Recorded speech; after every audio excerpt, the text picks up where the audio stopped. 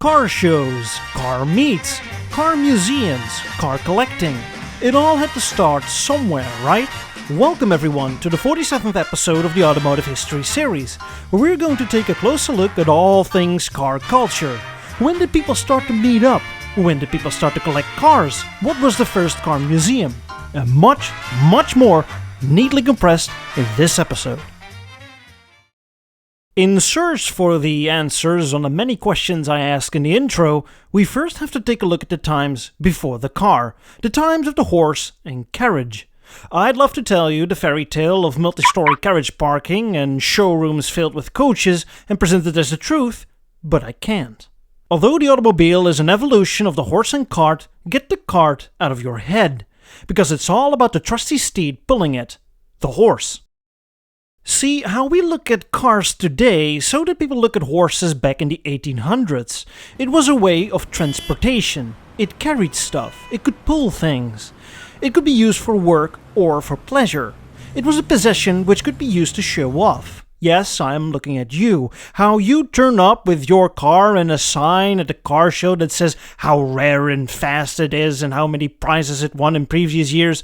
Well, your great-great-grandfather did exactly the same. With a horse. Horses were used for racing and beauty contests. The fastest, strongest, and most beautiful horses won prizes, just like cars today. Now, why do I say all this? Well, the old habits die hard. What can be done with a horse sure can also be done with a car, right? And it did. Let's just agree that the first car was the Benz Patent Motorwagen, released in 1885, and that's our year of reference. If we take that year, it's astonishing to see that only 9 years later, the first car race was being held in France, from Paris to Rouen, a 50-mile or 80-kilometer trip. And so people started to experiment more and more with cars, trying to do the same stupid stuff they did with horses, like car polo for instance, which was a popular thing in the early 1900s, although it was rather unsafe both for the players and the spectators. Who would have thought? It won't come as a surprise that the upper echelon of society, the well-to-do, were the first to gain an interest in owning an automobile, which was very much expensive in the early days of its existence. Just how these people used to own the fastest or most beautiful horse, so they wanted to own the most luxurious or the fastest car. In the early days, the horseless carriage was nothing more than a toy, a gimmick to show to your guests, impress them, and take them for a spin around your country estate. But as these vehicles matured, they became less rough, more reliable, and more comfortable, and they were a serious contender for longer distance travel, so from your estate to the inner city. And around this time, some car camaraderie started to form as well. Automobile owners would occasionally meet up and form the very first car clubs. The first ever car club was the Automobile Club de France, founded in 1895 in France, and other nations would follow in the years thereafter. Now, these car clubs were all about meeting up, exchange experiences, but also create awareness and enthusiasm for the up-and-coming car industry. These automobile associations organized car races for their own enjoyment and to see who's got the fastest car. But they also organized the very first car shows. The earliest known car show wasn't actually a car show, it was a bicycle show that featured 2 cars in 1894. But that didn't gain a lot of traction.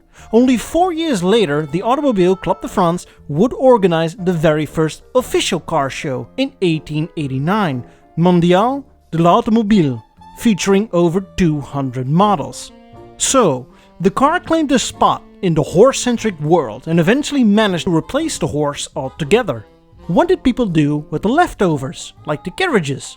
Well, actually, as it turns out, some people started to preserve and collect the carriages. They became classic carriage collectors.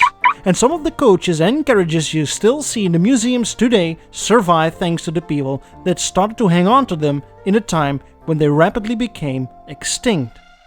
From here on out, it became pretty clear that the automobile was here to stay, and it made a rapid introduction.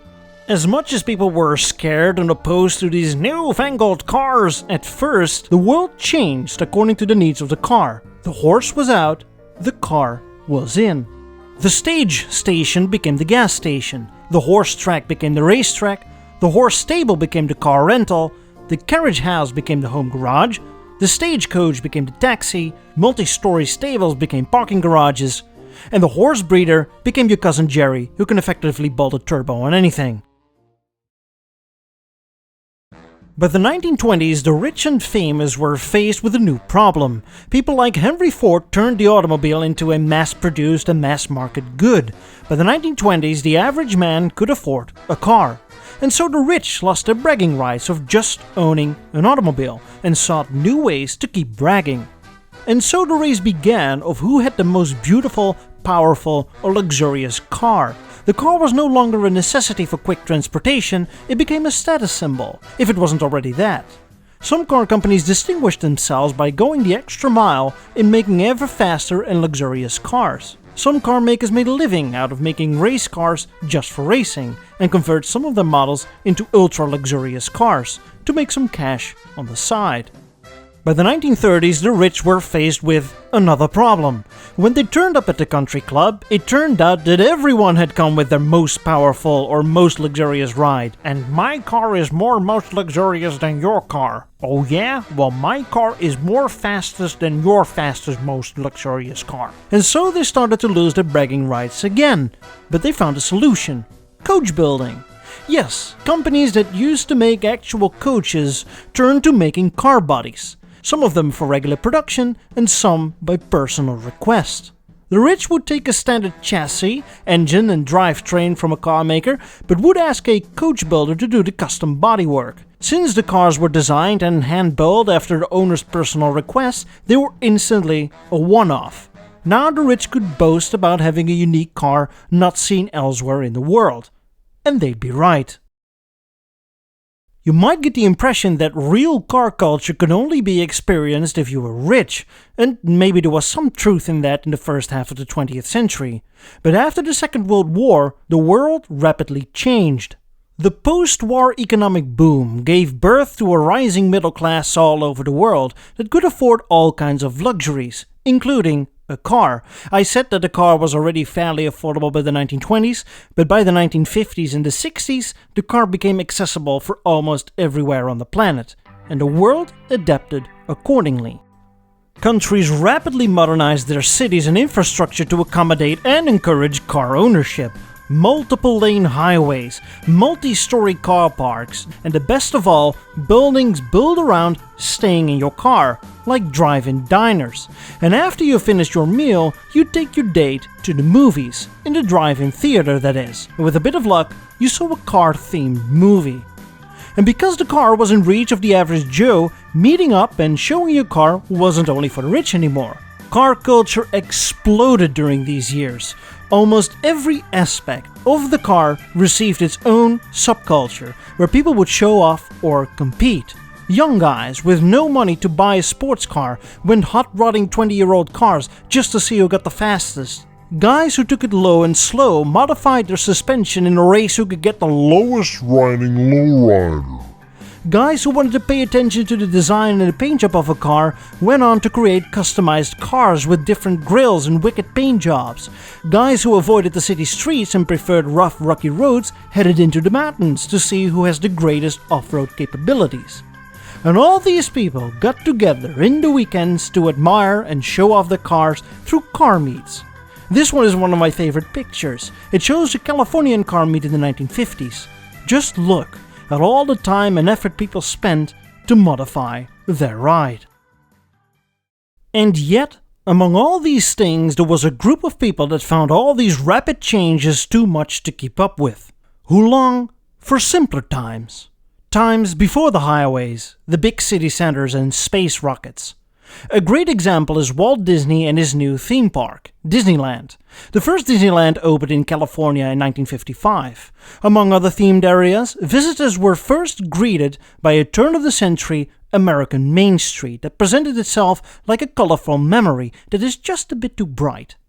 It was Walt's memory of simpler times of a general store on the corner, a main street and a train station, of a simple time before world wars and economic crises. Some older folks in the 50s also wanted to get back to the simple times and decided to relive their youth by buying an old car, a car from the turn of the century, around 50 years old by then. This is the first time people started to collect classic cars, because hey, guess what? How is someone able to collect a classic car at the turn of the century when they're still brand new? Ever thought of that? Old cars started to appear elsewhere, usually at parades or fairs. People would slowly turn up with their old cars to remember the good old times of the gay 90s and the turn of the century. Because check out this footage from the UK from 1958, where there is a rally going on. Classic cars are parked next to modern day cars, which we could also consider as classic cars today. Or what about this auction in the UK in 1961? And one lucky old crock fancier is going to become the proud owner of a Hampton drophead built 33 years ago at the knockdown price of £62 10 shillings. See, you can buy a 30-year-old classic car from 1931. One of the cars in the video was auctioned and was then sent to the National Motor Museum of England, which is arguably the very first car museum in the world, established in 1952. From here on out, the many automotive meets, events and subcultures that emerged in the 1950s and 60s still remain today, but it's even more diverse. Think of the addition of custom vanners in the 1970s, or the Japanese tuners of the 1990s, the rolling coal diesel pickup trucks of the 2000s, and the rise of electric car owners today. But collecting classic cars as a way to escape the present day and live in the past for a moment also remains popular and follows a repeating pattern, and it always seemed to span a period of about 40 to 50 years. Like I showed you, in the 1950s there was a growing interest in cars from the turn of the century. By the 1970s, people looked back to the 1930s, many contemporary cars took styling cues of the 1930s cars, and then there were neoclassic cars. By the 1980s and the 1990s, the happy-go-lucky 1950s were back in vogue, followed by the baby boomers and their interest in muscle cars and cars from the 1960s and 70s, which also spawned a retro craze of the early 2000s. With the reintroduction of certain muscle car models, as well as other automotive icons of the 60s, like the Mini and the Fiat 500. But as of today, the focus has once again shifted. It seems like the hype around the cars of the 60s and the 70s is slowly fading, partially because the responsible demographic is getting really old now. And the focus is moving to cars from the 1980s and even the early 90s. Now, the 80s are not necessarily known for being the golden age of the car industry, but the poster cars of those days have gone up in value, like the Lamborghini Countach, the DMC-12 DeLorean, but also hot hatches like the Golf GTI and the Peugeot GTI. Not to mention, we are once again experiencing a small retro wave. The horizontal taillight bar is back again, and car companies like Honda with the Honda E and Hyundai with the Ioniq 5 play around with retro 80s design. On YouTube, those of us that are focused on classic cars and car history tend to favor this time period. Take a look around. Doug DeMuro has stated he deliberately chooses not to review cars that are older than 1980. My Old Car generally likes to stick to cars from the 80s and the 90s, and so does Big Car. Shooting Cars has video essay series mostly covering 80s car stuff.